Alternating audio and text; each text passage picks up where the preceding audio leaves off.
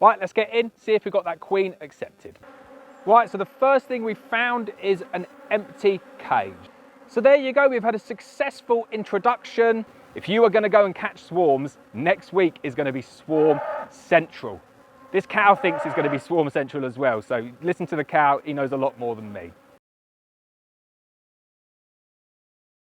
Hi, I'm Lawrence Edwards from Black Mountain Honey. Welcome to another episode of No Nonsense Beekeeping. We are on to episode 8 of the My First Nucleus series, and today we're back on track. Really happy to be back on track now. So we've got a queen. She's going to be laying because we saw eggs last week. The beehive is pretty much full of bees, so we're going to be checking them for space today. We're going to take a look at that chalk brood, see if they're clearing that out any quicker, and then obviously fast forward a few weeks, we're going to take a look at the new emerging brood and see if they've left behind any chalk brood. We're in a really good position now. We've got a full strength colony, brand new 2021 F1 Buckfast queen. She's firing on all cylinders, laying up all of those cells in the brood box. Today we're going to be looking for expansion in the brood box, checking they've got enough space in the brood box, checking they've got enough space above the queen excluder, no matter what size box you've got up there. And I suspect today we're going to be putting on another box because I think the last week has been such tremendous weather. When you get strong colonies on good flows, it's quite surprising how quickly you need to add additional boxes. I know the normal train of thought is that bees is kind of slow and steady throughout the season, and maybe every couple of weeks you're putting on a super. But with buckfast colonies, particularly, I would say, if you get them up to strength at the right time of the season, they can put on 4 boxes in 2 or 3 weeks. It really is that crazy. And what we've had in the UK over the past probably 10 days now is fantastic weather. It's been amazing. It's been 24, 25, 26 degrees, really nice temperatures, really nice nighttime temperatures as well, which I find is excellent for honey production. So when we open up this colony, I am expecting to see a booming brood box, all of the boxes full of nectar. I reckon they're going to probably start capping some of that as well, and we're definitely going to be in a position to put another box on today. So I'll get my bee suit on, get the smoker lit, and let's get inside the bees, see what they're doing. Right, so let's get into the colony and see how they're getting on. You might notice we've got a few nukes in the background. This is our nuke apiary, so we've got about 20 or 30 splits here. They're building up with our F1 Buckfast queens to really nice, big, strong colonies. If you're interested in a Nucleus colony, we've got a few more in stock. Take a look, www.blackmountainhoney.co.uk. Right, let's get in here. Plenty of smoke, keep them nice and chilled. Let's take a look at how well that colony has expanded since the last week. So we normally start this video by lifting up the top box and just putting it onto one side and saying we're not interested in that. Very different now. Now that we're into the flow season, which has come very late this year, we're definitely interested in that box. And the rule that we're using is that when that box is 80% full of bees, we're going to add another box on there. So I think as soon as we open that up, I'm predicting it's going to be 100% full of bees. But when it's 80% full, so if you've got a 10 frame box, once you've got 8 frames of bees in there, get the next super on. You want to do it earlier rather than later. Definitely don't wait until you've got a box 100% full like this one, because all they're going to do is they're going to start pushing that nectar downwards, backfilling the brood box. The queen thinks, I've not got any space here. There's not sufficient space in this beehive anymore. I'm going to swarm. So the first part really of swarm management and swarm control is ensuring that the colonies have enough space in the brood area, but also enough space to store honey. And if you think about honey, honey is just nectar that's been collected from plants.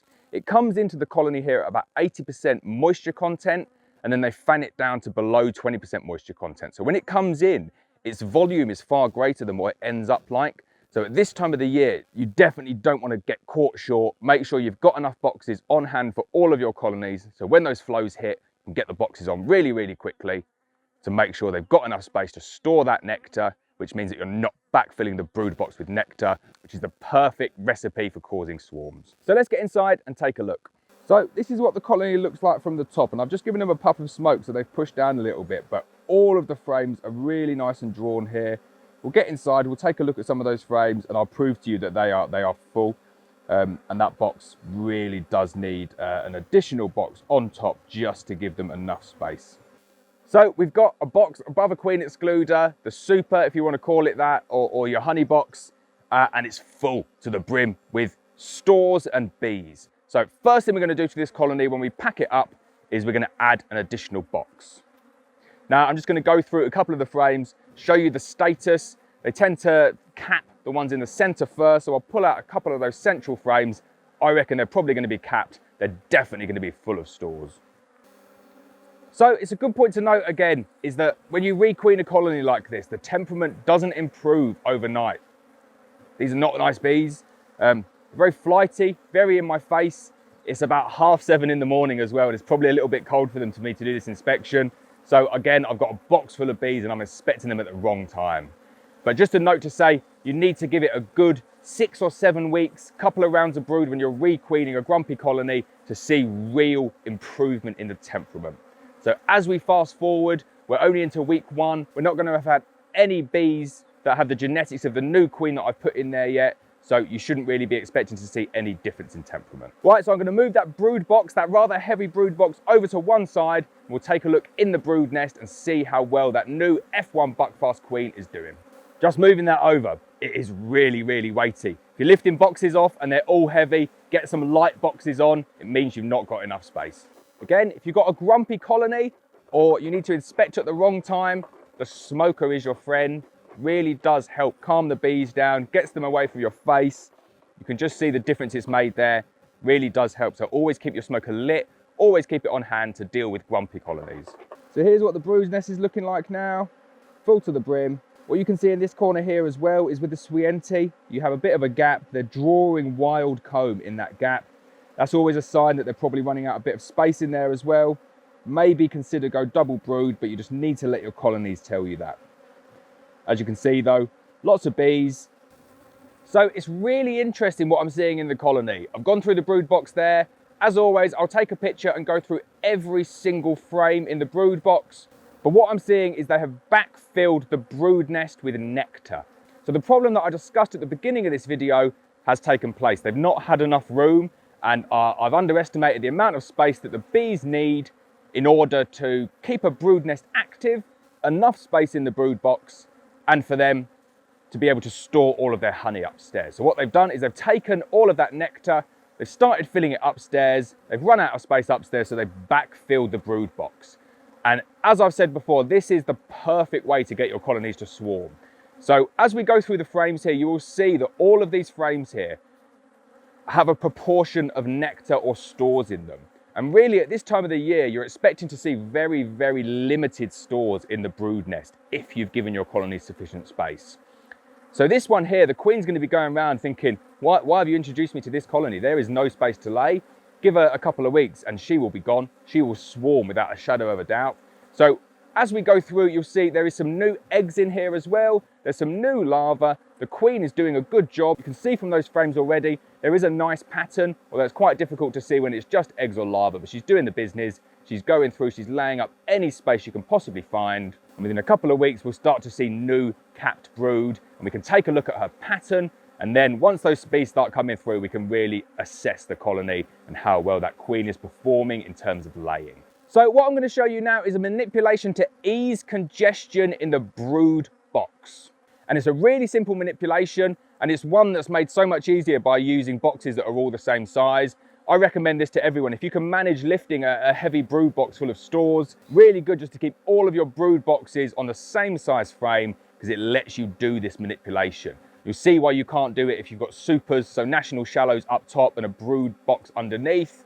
And a lot of my colonies are set up like that, so it's not a perfect system. But what I'm going to do is I'm going to go through the brood nest, I'm going to find the queen, I'm going to put her off to one side, so I'm not making sure that I'm moving her, and then I'm going to take all of the congested frames with nectar. I'm not going to take any with any open brood whatsoever, and I'm going to lift them up into the new box, and I'm going to backfill the space in the brood box with either foundation or drawn comb. So this is the box that I'm going to add on top of my original super. And I know I call it a super, I know it is confusing, but you need to get away from calling them supers and brood boxes. This is a national deep, and the shallower one is a national shallow. And anything you put above a queen excluder is a super. So this box here is going to be used as a super because it's going above the queen excluder. I've got a mixture of foundation and drawn comb in here. And what I'm going to do is I'm going to replace frames from the brood box that are bound with honey this time. It definitely is honey because we want a really strong natural flow. I'm going to replace them with either foundation or drawn comb. I'm going to be really careful though to make sure that the queen doesn't end up in the top boxes and that she remains downstairs. So I'm going to go through all the frames, check where the queen is, put her somewhere safe in a cage, and then I'll do the manipulation, put it all back together again at the end. Right, so I can't find the queen. Nothing wrong with that if you can't find the queen. Difficult with colonies like this that are big, little bit grumpy. You don't need to find the queen for this manipulation. We can do it without. So all we're going to do is going to go through the colony and we're going to shake off all the bees from those frames. We're going to look at the frames, and any frames with any open brood, so eggs or larvae, they need to remain in the brood box. Everything else, if you've just got a frame full of stores or you've got a frame full of stores mixed in with a little bit of capped brood, we're going to lift those up and put them in the box up here. So I've made some space in the new box that I'm going to use up top. Got 5 frames in there, got space for an additional 6 frames. And I'm going to put that on top of the original super. I'm going to go through my colony now, shake off all the bees, make sure there's no eggs, make sure there's no larvae, get them into that box there. And then I'm going to backfill it with the frames that I'm going to flash up now. So some drawn comb, empty drawn comb, and some foundation. Remember, what we're trying to do here is give the queen additional space to lay in the brood box. Now, we might come back next week and we might double brood this colony. They're looking a little bit packed down there. We're going to do this manipulation first though, see if we can ease that congestion. And with the additional space up top, hopefully they'll draw all of that nectar and stores up, put it in the boxes above the queen excluder, and that'll give me a double effect downstairs of making additional space.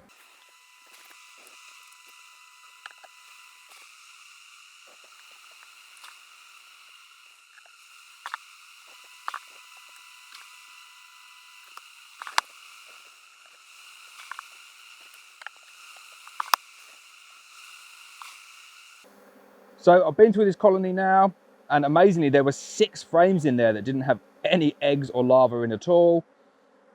So I've taken all of those out, they've gone upstairs. I've got my 4 frames with eggs and larvae. I've shaken off all the bees downstairs, so I know the queen's down there.